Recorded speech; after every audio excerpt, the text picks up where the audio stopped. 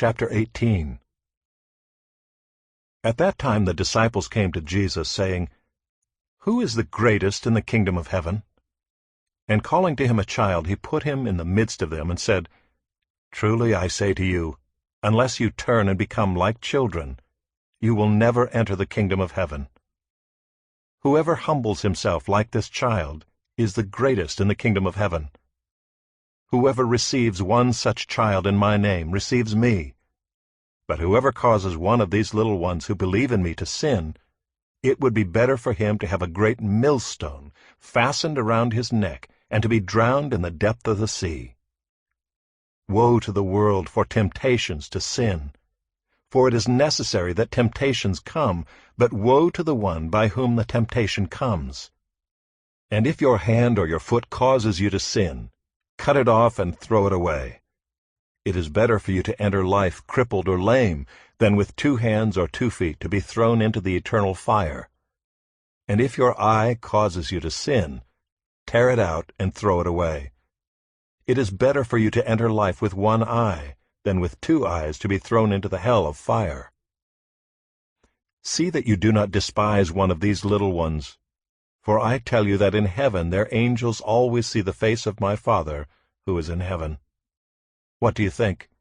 If a man has 100 sheep, and one of them has gone astray, does he not leave the 99 on the mountains and go in search of the one that went astray? And if he finds it, truly I say to you, he rejoices over it more than over the 99 that never went astray. So it is not the will of my Father who is in heaven that one of these little ones should perish. If your brother sins against you, go and tell him his fault, between you and him alone. If he listens to you, you have gained your brother. But if he does not listen, take 1 or 2 others along with you, that every charge may be established by the evidence of 2 or 3 witnesses. If he refuses to listen to them, tell it to the church.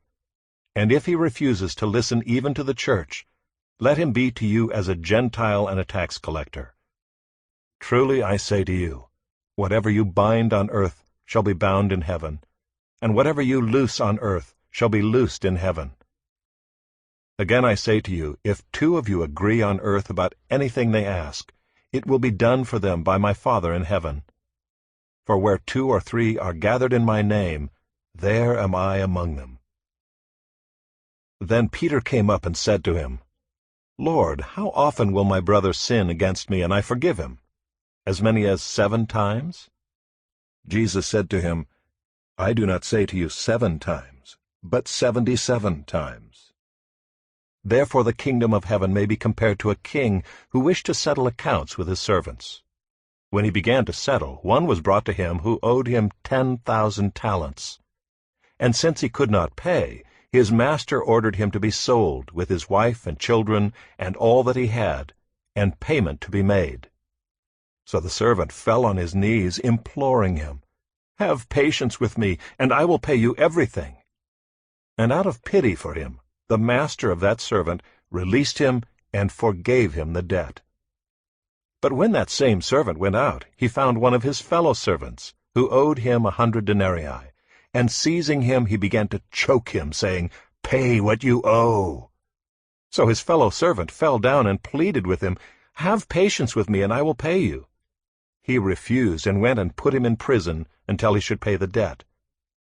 When his fellow servants saw what had taken place, they were greatly distressed, and they went and reported to their master all that had taken place. Then his master summoned him and said to him, You wicked servant! I forgave you all that debt because you pleaded with me. And should not you have had mercy on your fellow servant, as I had mercy on you? And in anger his master delivered him to the jailers, until he should pay all his debt. So also my heavenly Father will do to every one of you, if you do not forgive your brother from your heart.